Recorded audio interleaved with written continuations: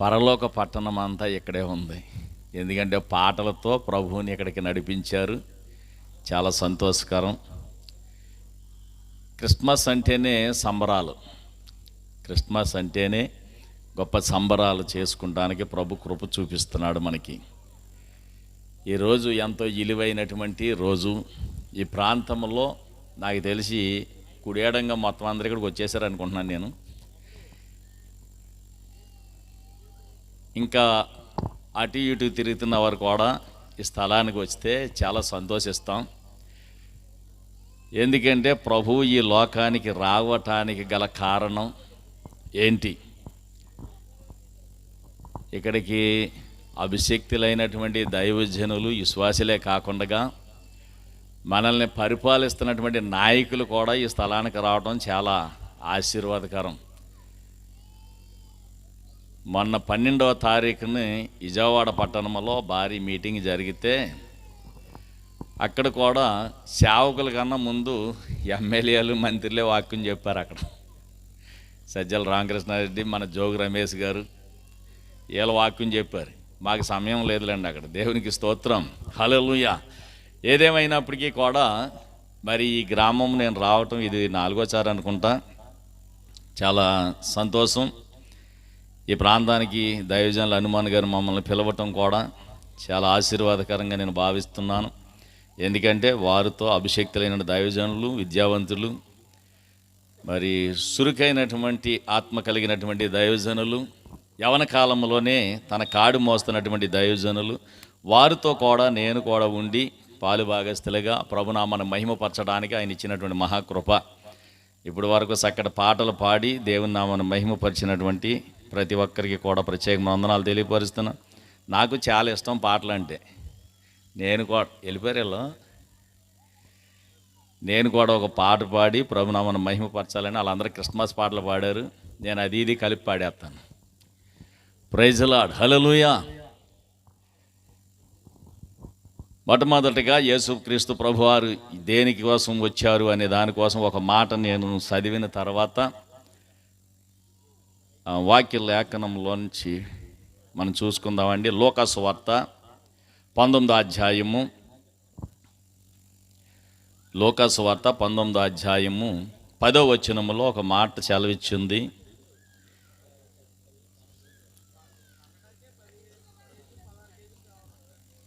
అమ్మా, 19వ అధ్యాయం 10. నశించిన దానిని వెతికి రక్షించుటకు మనిషి కుమారుడు వచ్చెనని అతనితో చెప్పాను. ప్రభు అయిన యేసుక్రీస్తు ఈ లోకానికి రావటానికి గల కారణం ఏమిటి అని అంటే, నశించిన దానిని వెతికి రక్షించుటకు.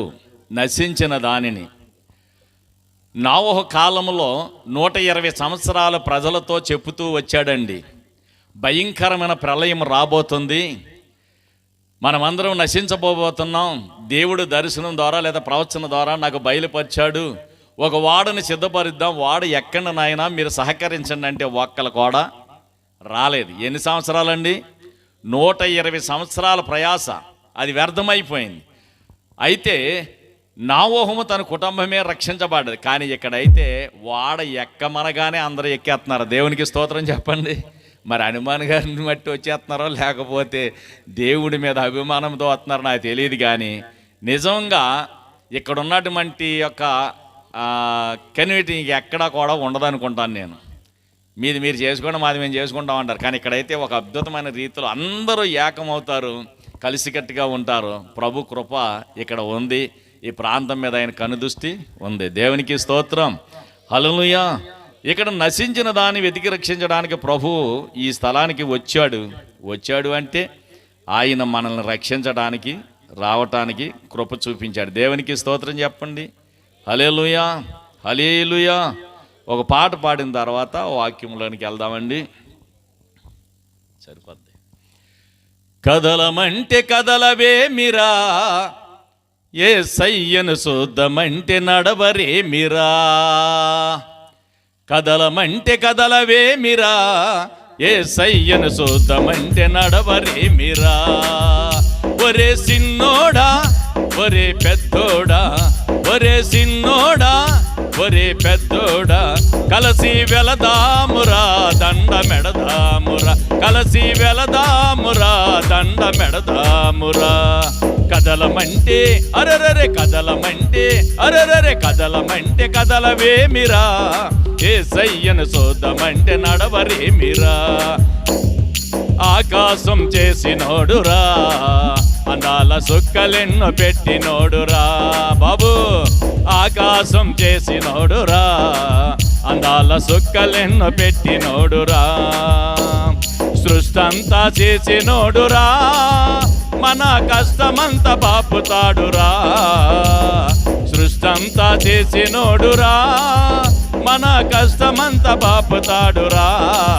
హాయ్ హాయ్ ఎలదామురా దండ మెడదామురా, కలసి వెళదామురా దండ మెడదామురా. కదలమంటే అరెరరే కదలమంటే కదలవేమిరా, యేసయ్యను చూద్దామంటే నడవరేమిరా. కదలమంటే కదలవేమిరా, యేసయ్యను చూద్దామంటే నడవరేమిరా. గారాల కొడుకంటరా, మన పాపాలకు ఇరుగుడంటరా బాబు. గారాల కొడుకంటరా, మన పాపాలకు ఇరుగుడంటరా. ఆ అందలమే వదిలాడురా, మన అందరికై వెలిసాడురా. అందలమే వదిలాడురా, మన అందరికై వెలిసాడురా. కలసి వెళదామురా దండ మెడదామురా, కలసి వెళదామురా దండ మెడదామురా. కదలమంటే అరరరే కదలమంటే కదలవేమిరా, యేసయ్యను చూద్దామంటే నడవరేమిరా. కదలమంటే కదలవేమిరా, యేసయ్యను చూద్దామంటే నడవరేమిరా. తెలివిలేని దద్దమ్మలము, ఏ ఇలువలేని ఎర్రోళ్ళము. తెలివిలేని దద్దమ్మలము, మనం ఇలువలేని ఎర్రోళ్ళము. ఏరు కోరి కౌరంపినా, మనం ఏమిస్తే రుణము తీరురా. ఏరు కోరి కౌరంపినా, మనం ఏమిస్తే రుణము తీరురా. కలసి వెళదామురా దండ మెడదామురా, కలసి వెళదామురా దండ మెడదామురా. కదలమంటే అరరరే కదలమంటే కదలవేమిరా, యేసయ్యను చూద్దామంటే నడవరేమిరా. కదలమంటే కదలవేమిరా, యేసయ్యను చూద్దామంటే నడవరేమిరా. ఒరే సిన్నోడా ఒరే పెద్దోడా, ఒరే సిన్నోడా ఒరే పెద్దోడా, కలసి వెళదామురా దండ మెడదామురా, కలసి వెళదామురా దండ మెడదామురా. కదలమంటే అరెరరే కదలమంటే కదలవేమిరా, యేసయ్యను చూద్దామంటే నడవరేమిరా. దేవునికి స్తోత్రం. హల్లెలూయా హల్లెలూయా. ఆయన మన పాపాలకి ఇరుగుడిగా ఈ లోకానికి రావటానికి, అద్వితీయ కుమారుడిగా ఈ లోకానికి పరిశుద్ధాత్మ దేవుడు మన మధ్యలోనికి పంపించినటువంటి ఆ ప్రభు అయిన యేసుక్రీస్తు యొక్క ఘననామములో మనమందరము కూడా ఈ యొక్క కంకట గ్రామంలో ఈ క్రిస్మస్ అనే వేడుకగా సంబరాలు చేసుకోవడానికి ప్రభు ఈరోజు మనకి మంచి వాతావరణం ఇచ్చి నడిపించిన విధానమును బట్టి ఆయనకి మనం ఏమిచ్చినా రుణం తీర్చలేం. చిన్న ప్రార్థన చేసి కార్యక్రమంలోనికి వెళ్దాం. మమ్మల్ని మిక్కిలిగా ప్రేమించిన మా ప్రియ పరలోకపు తండ్రి, మీ ఘనమైన ఇలువైన అతి శ్రేష్టమైన నామమును బట్టి మీకు వందనాలు స్తోత్రాలు తెలియపరుస్తున్నాం ప్రభువా. ఇదిగో నాయన ఈ యొక్క రోజు నాయన ఈ సెమీ క్రిస్మస్ సెలబ్రేషన్ లేక ఆరాధన వేడుక నాయన సంబరముగా ఈ ప్రాంతంలో నాయన నీ ప్రియ దాసులను ఏర్పరచుకుని నాయన జరుగుతున్నటువంటి ఈ యొక్క వేడుకను ప్రభువా నీ చేతులకు అప్పచెప్పుతుండగా నిలవపరచిన నీ దైవజనులు మీరు మరుగుపరచండి. ఈ వచ్చిన వాటి వారికి నాకు మాకు కావలసినటువంటి మాటలు మీరు సిద్ధపరచండి ప్రభువా. నేనుగా మాట్లాడితే ఎవరు వినరు కానీ మీ మాటలు నీ దైవజనులు నోట ఉంచి ఆ మాటలు ప్రతి హృదయంలో పడి ఫలించినట్టుగా మీ కృప మీ సన్నిధి అనుగ్రహించి మీ నామానికి మహిమ తెచ్చుకోమని ఈ శబ్దం యంత్రం ద్వారా వినిచున్న ప్రతి ఒక్క హృదయంలోనే నాయన ఈ మాటలు నాటబడినట్లుగా మీ కృప దయచేయమని మహిమ ఘనత ప్రభావాలు మీరు మాత్రమే పొందుకొనమని నజరేయుడైన యేసు నామమున నడిచున్నాం తండ్రి, ఆమేన్. దేవునికి స్తోత్రం. హల్లెలూయా. ప్రియులారా, ఇక్కడ గమనించినట్లయితే యేసు ప్రభువారు దేనికి వచ్చారు అని ఆలోచన చేస్తే నశించిన దానిని వెదికి రక్షించటానికి, నశించిన దానిని వెదికి రక్షించటానికి లోకానికి వచ్చాడు. చూడండి, ఒక దేశము నుండి ఈ దేశం వచ్చినటువంటి ఒక వ్యక్తి చీమలో పాకు వెళుతూ చూస్తున్నాడంట. చీమల పాకి వెళుతూ ఉండగా ఆ చీమలన్నీ ఒక లోయలో లేకపోతే ఒక డ్రైనేజీలో పడిపోతాం చూసి ఈ వ్యక్తి ఆ చీమల దగ్గరికి వెళ్ళి వెళ్ళొద్దు అని ఆయన భాషలో చెప్తున్నాడంట, ఇంగ్లీషు భాషలో. అంటే ఇతర దేశాల నుంచి వచ్చినటువంటి వ్యక్తి ఇంగ్లీషులో మాట్లాడుతూ చీమలతో మాట్లాడుతున్నాడు. మీరు వెళ్ళకండి, అందులోకి వెళ్తే పడిపోతారు, వెళ్ళకండి అని చెప్తుంటే ఇంకొక ఆయన చూసి ఏంటి ఇతను ఇలా చేతులు ఊపుతున్నాడు డ్రైనేజీ పక్కకి వెళ్ళి అని ఇంకొక ఆయన పరిగెత్తుకుని వచ్చి, అయ్యా నువ్వేం చేస్తున్నావు అని అంటే, ఇదిగో చీమలన్నీ వెళ్ళి అందులో పడిపోతున్నాయి, అవన్నీ పడిపోయి చచ్చిపోతాయేమో, అవి పక్కకి వెళ్ళమని చెప్తున్నానంటే అప్పుడు ఈ వ్యక్తి అంటాడు కదా, అయ్యా చీమల భాష నీకు అర్థం అవ్వదు, నీ భాష చీమలకు అర్థం అవ్వదు, నీవు చీమగా మార్చబడితే నీ భాష దానికి అర్థం అవుతుంది, అప్పుడే చెప్పుకుంటాయి. మనం కూడా ఇక్కడ నశించిపోతూ ఉండగా పైనుండి దేవాది దేవుడు వంగు చూసి నా ప్రజలు నశించిపోతున్నారు, నన్ను అంగీకరించలేకపోతున్నారు, వారి సృష్టిని పూజిస్తున్నారు కానీ సృష్టికర్తను మర్చిపోయి ఉన్నారని గ్రహించి ఆయన పైనుంచి వంగు చూస్తే వీళ్ళకి అర్థం అవటంలే, వీళ్ళకి చెబుతూ ఉన్నారు పైనుంచి, కానీ జనానికి అర్థం అవ్వకపోతే తన అద్వితీయ కుమారుని మనిషి కుమారుడిగా ఈ లోకానికి పంపించాడు. భాష అర్థం అవ్వక భాషతో మనకు చెప్పాలని ఆయన ఈ రోజుని ఇక్కడికి వచ్చాడు. ఎలాగొచ్చాడండి? లోకాసువార్త 2:11 రాయబడి ఉంటుంది కదా. లోకాసువార్త 2:11 ప్రైజ్ ది లార్డ్, హల్లెలూయా. దావీదు పట్టణమందు నేడు రక్షకుడు మీ కొరకు పుట్టి ఉన్నాడు, ఈయన ప్రభువైన క్రీస్తు. ఎక్కడ పుట్టి ఉన్నాడండి? దావీదు పట్టణం అని కంకటమ్మ గ్రామంలో ప్రభు అయిన క్రీస్తు మీ కొరకు ఇక్కడ పుట్టి ఉన్నాడు. కారణం ఏంటంటే నశించిపోతున్న వారు ఎవరైనా ఉన్నారేమో, అంధకారంలో పడిపోతున్న వారు ఎవరైనా ఉన్నారేమో, దేవుణ్ణి అంగీకరించి కూడా తప్పికపోయినటువంటి వారు ఎవరైనా ఉన్నారేమో, వారిని రక్షించాలని. ఎవరి కోసం వచ్చాడండి? దేవుడిని అంగీకరించి మారు మనసు పొంది రక్షించబడి రక్షణ అనుభవం తెలిసి ఆయన జీవగ్రంథంలో పేరు ఎక్కించబోయే ముందు దేవుడిని విడిచిపెట్టే వారి కోసం వచ్చాడు. దేవునికి స్తోత్రం, హల్లెలూయా. నశించిపోతున్న వారి కోసం ఆయన ఈ లోకానికి వచ్చాడు. వచ్చినటువంటి ఆ దేవాది దేవుడు చెబుతున్న మాట ఏంటంటే, ప్రజలందరికీ కలగబోవు శుభవచనము తీసుకుని వచ్చిందంటండి దేవాది దేవుడు. దేవునికి స్తోత్రం చెప్పండి.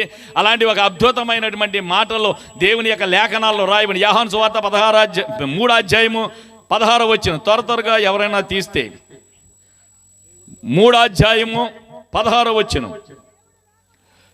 దేవుడు లోకమును ఎంతో ప్రేమించును కాగా ఆయన తన అద్వితీయ కుమారునిగా పుట్టిన వాని యందు విశ్వాసముంచు ప్రతివాడును నశింపక నిత్య జీవం పొందినట్లు ఆయనను అనుగ్రహించెను. దేవుడు ఈ లోకాన్ని, దేవుడు ఈ ప్రజలను, దేవుడు ఈ ప్రాంతాన్ని, దేవుడు ఈ గ్రామాన్ని ఎంతో ప్రేమించును. దేవునికి స్తోత్రం, హల్లెలూయా. అంతా ఇంత లేదండి, ఎలా కట్టలేము దేవుని ప్రేమకి. దేవుడు ఇచ్చినటువంటి ఆయన ఇచ్చే కృపకు ఎలా కట్టేటటువంటి ఒక స్థితి మనకు లేదు. ఆయన ఎంతో ప్రేమించాడంట. అద్వితీయ కుమారుడిగా ఉన్నటువంటి వారి యందు విశ్వాసం ఉంచాలి.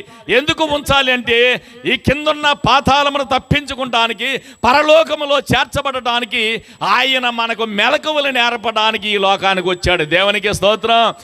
ఆదికాండంలో అంటాడు కదా, ఆదికాండంలో ఒక మాట అంటాడండి 3:15 అంటాడు. ఆదికాండంలో 3:15 ఒక మాట అంటారు చూడండి.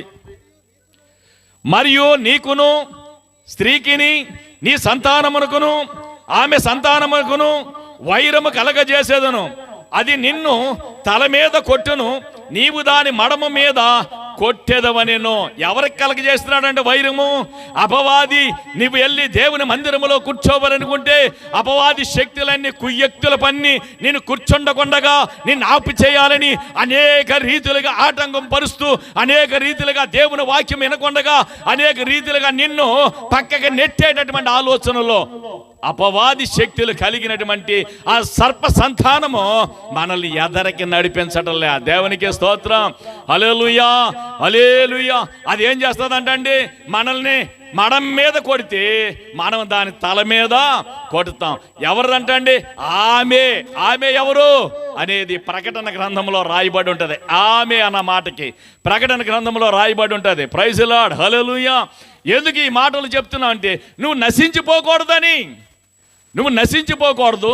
రక్షణ అనే అనుభవం చేత పట్టుకుని, రక్షణ అనే పాత్ర చేత పట్టుకుని దేవుని రాజ్యానికి ఎత్తబడేటటువంటి గుంపులో కూడా మనం ఉండులాగన దేవునికి ఇర్మీయా గ్రంథము 32వ అధ్యాయము, ఇర్మీయా గ్రంథము 32వ అధ్యాయము, త్వరగా కొన్ని రిఫరెన్స్లు చూపించి నేను ముగిస్తాను. దేవునికి స్తోత్రం, హల్లెలూయా. 32:27 చదవండి.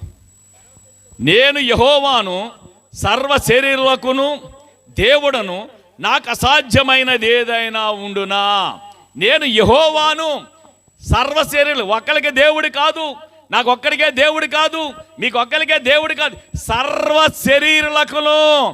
ఏమండి, ఈ ప్రపంచ యావత్తు కూడా ఈ రోజున క్రిస్మస్ వేడుక జరుపుకుంటూ ఉందంటే సర్వ శరీరులకును దేవుడైన, సృష్టికర్త అయిన దేవుడు, సర్వము సృష్టించినటువంటి దేవుడు ఈ భూమి మీదకి వచ్చి కొన్ని విత్తనాలు జమ్ముతున్నాడు. ఇప్పుడు అనేక హృదయాల్లో ఆ విత్తనములు పడి ఫలించాలని ఒక ఆలోచన. చల్లినాడు విత్తనాలు ఈ లోకంలో, యేసయ్య మన మాటలు తన గుండులలో. చల్లినాడు విత్తనాలు ఈ లోకంలో, యేసయ్య తన మాటలు మన గుండెల్లో నింపుతూ ఉన్నాడండి. ఏమండి, ప్రతివాడు తన ఇల్లుని ఎవడో ఒకడు కట్టుతాడు, కానీ ఈ ఇల్లుని కట్టేవాడు మాత్రం ఆయనే. ప్రతివాడు ఇల్లు కడతాడు, కానీ ఈ ఇల్లుని కట్టేవాడు ఆయనే. ఈ ఇంటిలో నివాసం ఉండేవాడు ఆయనే. హృదయం అనే తలుపు తెరవబడితే ఆయన ఇందులో నివాసం ఉంటాడు. దేవునికి స్తోత్రం, హల్లెలూయా. చూడండి, రోమీయులకు రాసిన పత్రిక 10వ అధ్యాయము, రోమీయులకు రాసిన పత్రిక 10వ అధ్యాయము 9వ వాక్యము. అదేమనగా, అయ్యా, యేసు ప్రభువని నోటుతో ఒప్పుకొని, అదేమనగా యేసు ప్రభువని దేవుని నోటుతో, చదివయ్యా, యేసు ప్రభువని నీ నోటుతో ఒప్పుకొని దేవుని మృతులలో నుండి ఆయన నన్ను లేపినని మీ హృదయమందు విశ్వసించిన ఎడల నీవు రక్షించబడదవు. మనం యేసు ప్రభు దేవుడని ఎలాగ ఒప్పుకోవాలంటండి? నోటుతో ఒప్పుకోవాలి, నీ నడకతో ఒప్పుకోవాలి, నీ చూపుతో ఒప్పుకోవాలి. మన విధానమును చూసి యేసు ప్రభు బిడ్డ అని చెప్పుకునేటటువంటి విధానము కలిగినటువంటి రీతిలో ఒప్పుకోవాలి. యేసు ప్రభువే దేవుడని, యేసు ప్రభువే రక్షకుడని, యేసు ప్రభువే పరిశుద్ధాత్మ దేవుడని, త్రియేక దేవుడని మన నోటితో ఒప్పుకోవాలి. ఎందుకంటే మనము నిత్య రాజ్యానికి వెళ్ళాలంటే ఆయన నిజ రక్షకుడని మనం గుర్తెరగాలి. దేవునికి స్తోత్రం, హల్లెలూయా. మనం పడుతున్న ప్రయాస, ఏమండి, ఇంత ప్రయాసపడి ఇన్ని రూపాయలు వెచ్చించి ఈ మీటింగ్స్ పెడుతున్నాము అంటే ఒక ఆత్మ అయినా లేకపోతే ఒక పాప అయినా రక్షించబడాలని, రక్షణ అనుభవానికి నడిపించాలని, ఏ ఆత్మ ఇక్కడ నశించిపోకూడదని పరిశుద్ధాత్మ దేవుడు తన అద్వితీయ కుమారుడిగా ఈ లోకానికి పంపించాడండి. ఆయన మన ప్రభు అయిన క్రీస్తు. దేవునికి స్తోత్రం, హల్లెలూయా. 1 తిమోతికి రాసిన పత్రిక 1వ అధ్యాయము, తిమోతికి రాసిన మొదటి పత్రిక 1వ అధ్యాయము 15వ వాక్యము. పాపులను రక్షించుటకును క్రీస్తు యేసు లోకమునకు వచ్చెను. వాక్యము నమ్మదగినదియు పూర్ణాంగీకారమునకు యోగ్యమైనదియు ఉన్నది. అట్టి వారిలో నేను ప్రధానుడను. అపోస్తులుడైనటువంటి పౌలు గారి దగ్గర శిష్యత్వం కందినటువంటి తిమోతి గారు చెప్తున్నటువంటి మాట, ఏ విషయములోనైనా అది వాక్యము నమ్మదగినదని, వాక్యమై ఉన్న దేవుడు శరీరధారిగా ఈ లోకానికి వచ్చాడని, వచ్చినటువంటి వాక్యము ప్రతి హృదయమును సరిచేసినదని, ఈ వాక్యమే మన జీవితాల్ని స్థిరపరిచేదని తిమోతి భక్తుడి ద్వారా బయలుపరుస్తున్న మాట చూడండి. యేసు ప్రభువారి కన్నా ముందు జన్మించినటువంటి ఒక వ్యక్తి ఉన్నాడు. ఆయన బాప్టిజం ఇచ్చి యోహాను గారు ఈ మార్గాలన్నీ సరళము చేయడానికి ముందు వచ్చాడు.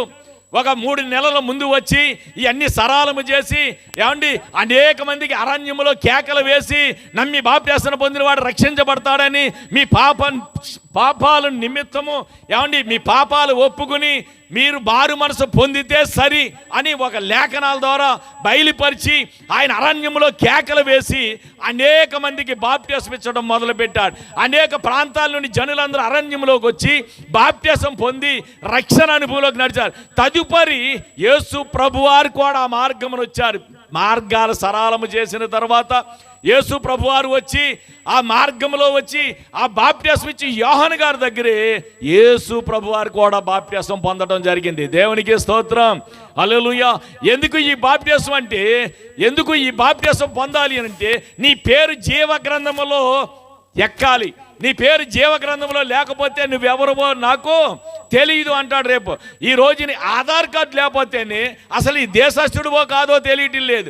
ఒక జీవ గ్రంథంలో నీ పేరు లేకపోతే పరలోకంలో నీ పేరు లేనట్టే.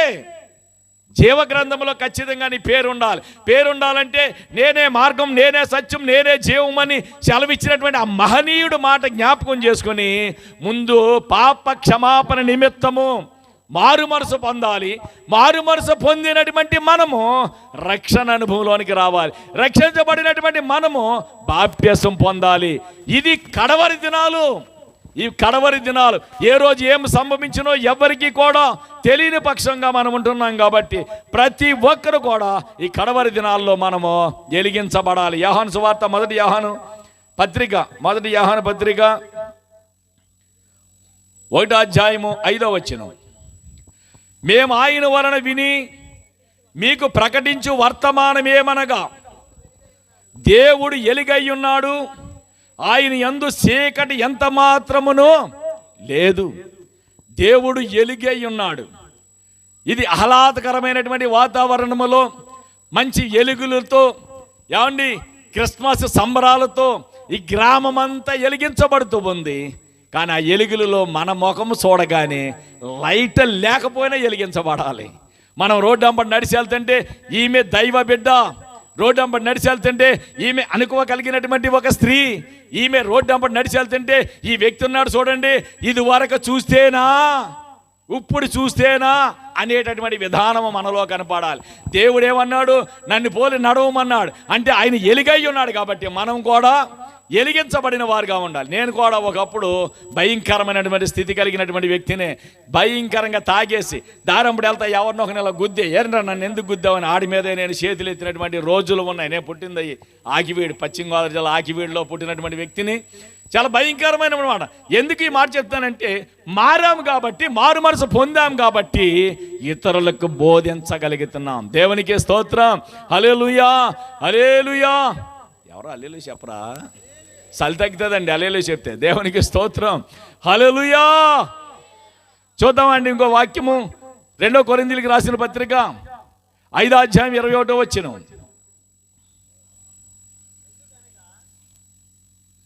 చెప్పండి. ఎందుకనగా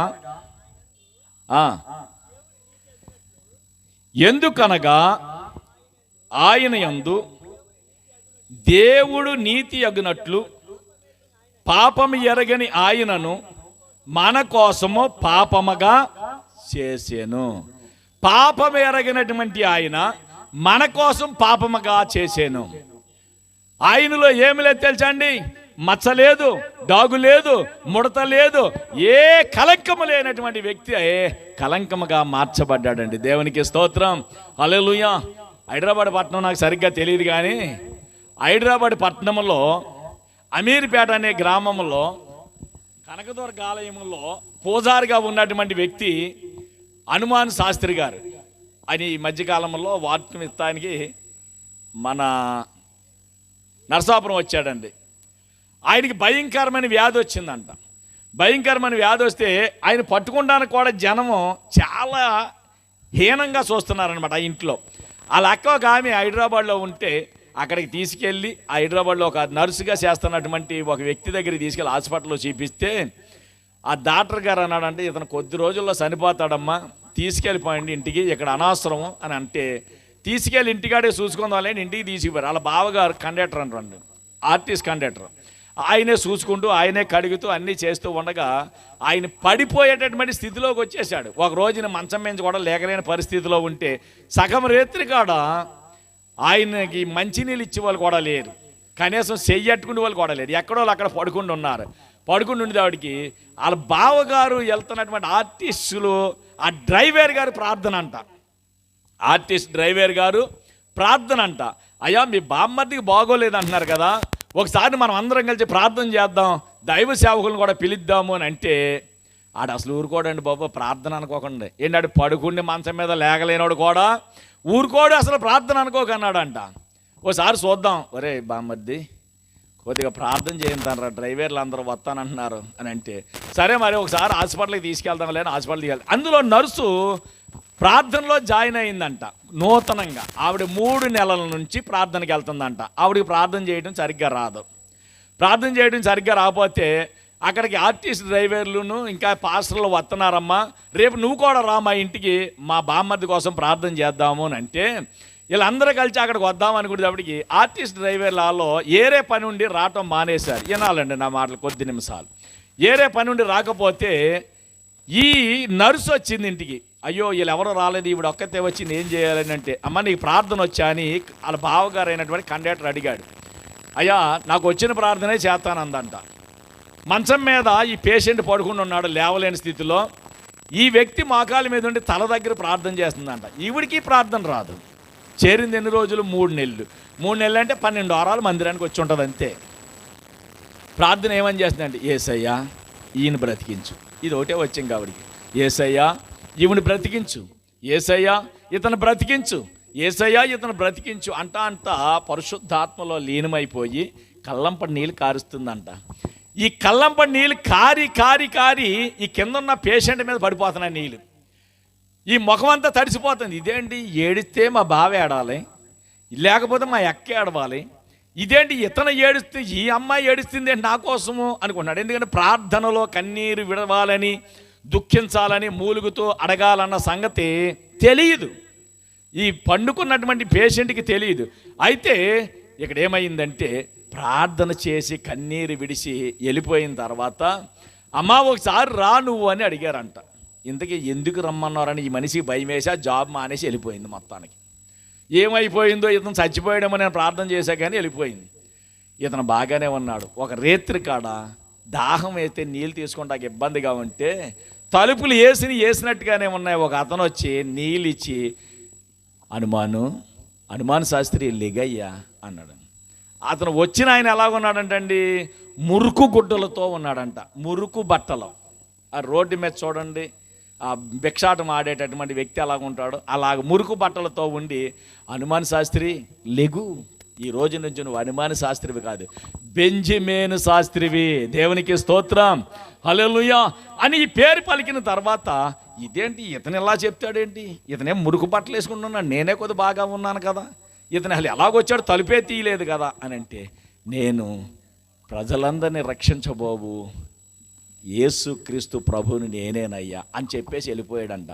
తర్వాత ఈయన మామూలుగా తిరిగేస్తున్నాడు. అప్పుడు నర్సుకు ఫోన్ చేశారు, అమ్మా నువ్వు ఒకసారి రామ్మ అంటే ఆవిడకి భయం వేసి జాబ్ వదిలిపెట్టి వెళ్ళిపోయింది. కారణం ఏంటంటే వీడు చచ్చిపోయాడేమో నేను ప్రార్థన చేస్తే అన్న భయంతో. ప్రార్థన ప్రాణాన్ని నిలబెడుతుంది, దేవునికి స్తోత్రం హల్లెలూయా. ప్రార్థన ప్రాణాన్ని నిలబెడుతుంది ప్రియులారా. ప్రార్థన ఎప్పుడు కూడా ఒక అద్భుతమైన కార్యం జరిగిస్తుంది. అయితే ఇక్కడ దేవుని యొక్క లేఖనాలు చెప్తున్న మాట చూద్దాం ఒకసారి, మనం ఎలాగుండాలి. ఆదికాండము 15వ అధ్యాయము 5వ వచనంలో, ఆదికాండము 15వ అధ్యాయం 5వ వచనములో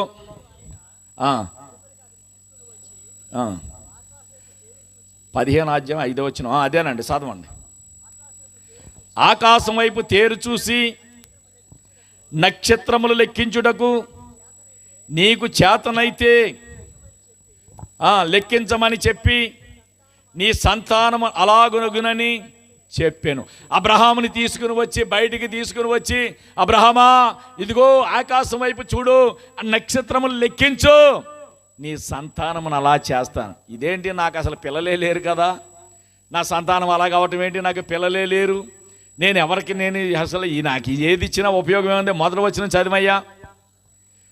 ఇవి జరిగిన తరువాత యెహోవా వాక్కు అబ్రహామునకు దర్శనమందు వచ్చి, అబ్రహమా భయపడకము, నేను నీకు కేడమును నీ బహుబలమును అత్యధికమగునని చెప్పాను.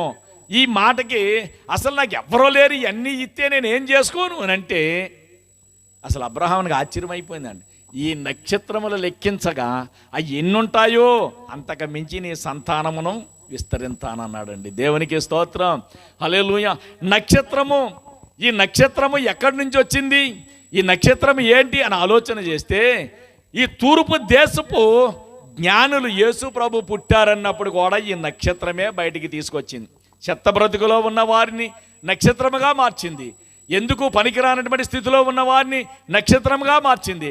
ఆ నక్షత్రమే ఈ తూర్పు దేశపు జ్ఞానులకి యేసు పుట్టిన మార్గం చూపించింది. యేసు పుట్టిన మార్గం చూపిస్తే ఎక్కడికి వెళ్ళి ఈ కంకట గ్రామం అడగటానికి బారిని అడుగుతా వచ్చాం, రౌండ్లుగా ఆ మార్గం తెలియక. అలాగే ఈ జ్ఞానులు కూడా, ఈ ముగ్గురు కూడా ఏం చేశారంటే 3 ఆయుధాలు తీసుకుని బయలుదేరి వచ్చారు. వాళ్ళు ఏంటి ఆయుధాలు? ఒకటి బంగారము, బోలము, సాంబ్రాణి తీసుకుని ఆ దేశం నుండి యేసు ప్రభు పుట్టారని కానుకలు తీసుకుని ఇక్కడ బయలుదేరి వస్తే ఆ వచ్చిన వాళ్ళు ఎక్కడ అడుగుతున్నారండి?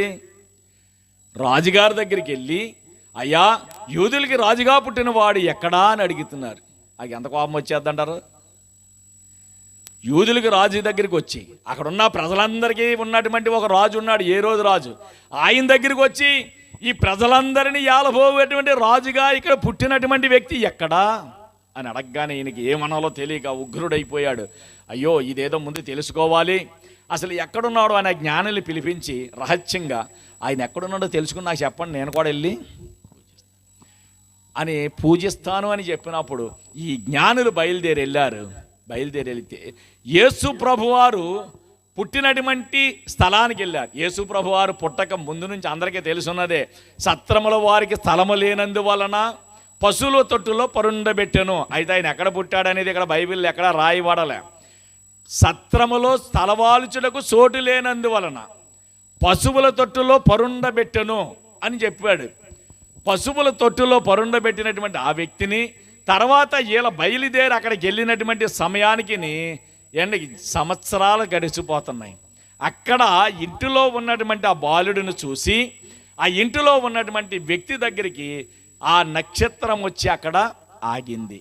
ఏ నక్షత్రం అంటే నీవు కూడా ఒక నక్షత్రంగా మార్చబడితే నీ నడక ఎక్కడికి వెళ్ళి ఆగాలో అక్కడికి వెళ్ళి ఆగుతుంది. మనం నక్షత్రంలాగా మనం మార్చబడాలి. నక్షత్రం చూడండి, అది అక్కడ పెట్టారు, సేమ్ నక్షత్రం, అది వైట్ కలర్లో, దానివలే మనం మార్చబడాలి. కలంకము, కలుషితము, మచ్చ, డాగు, ముడత లేనటువంటి వ్యక్తిగా మనం మార్చబడితే మనం ఎక్కడికి కావాలితే అక్కడికి వెళ్ళగలుగుతాం. ఏది అనుకుంటే అది పూనుకోగలుగుతాం. దేవునికి స్తోత్రం, హల్లెలూయా. ఏది అనుకుంటే అది మనం చేయగలుగుతాం. అంటే ఇక్కడ నక్షత్రమును చూసినటువంటి, అక్కడ ఆగినటువంటి ఆ నక్షత్రాన్ని చూసి ఈ జ్ఞానులు ఏమైపోయారంటే అత్యానంద భరితులైపోయారంట. ఆనందానికి అంతు లేదు, ఆనందానికి అంతు లేనంత ఉత్సాహంతో లోనకి వెళ్ళి వారు తెచ్చినటువంటి పెట్టెలు విప్పిరి. వాళ్ళు తెచ్చినటువంటి బంగారము, బోలము, సాంబ్రాణి పెట్టెలు విప్పారు. కానీ మనల్ని ఏమి విప్పమంటున్నాడు తెలుసా? నీ పెదవుల ద్వారము తెరవమంటున్నాడు. దేవునికి స్తోత్రం, హల్లెలూయా. నీ పెదవుల ద్వారము తెరవబడాలి. చెప్పబడిన ప్రతి మాట లోనకి వెళ్ళాలి. నేను ఉపవాస కూడుకులో ఒక ఆమెకి వాక్యం చెప్తూ ఉండగా ఒక అమ్మాయి అలా చెవులో ఏలు పెట్టేసుకుంటూ వాక్యం వింటుంది. ఏంటమ్మా వాక్యం అలా వింటున్నావు, నా వాక్యం నీకు నచ్చలేదా అంటే, అయ్యా అలా కాదయ్యా, మా అమ్మ కొట్టిగాడికి వెళ్ళి సరుకులు తెమ్మంటే ఓ చెవితో చెప్పింది, ఓ చెవితో వదిలేస్తున్నావే నువ్వు అంది. ఈ చెవితో మీరు చెప్పిన మాటలు లోపలికి వెళ్ళాలంటే ఈ చెవి మూసేసుకున్నానయ్యా అందంట. అంటే ఎంత జ్ఞానము! మనం వాక్యము ఇనుచున్నామా, దాన్ని విడిచిపెడుతున్నామా? ఒకసారి మనమే పరిశోధించుకోవాలి. దేవునికి స్తోత్రం, హల్లెలూయా. ప్రతి వారు కూడా నశించిన దాన్ని ఎదిగి రక్షించడానికి ఆయన ఈ లోకానికి వచ్చాడు. కాబట్టి వచ్చినటువంటి ఆ దేవాది దేవుని ఆరాధించటంలో వెనుదిరిగి చూడకూడదు, వెనుదిరిగి చూడకూడదండి. దేవునికి స్తోత్రం చెప్పండి. హల్లెలూయా. చూడండి, ఏబు గ్రంథం 14:4 ఒక మాట ఉంటుంది.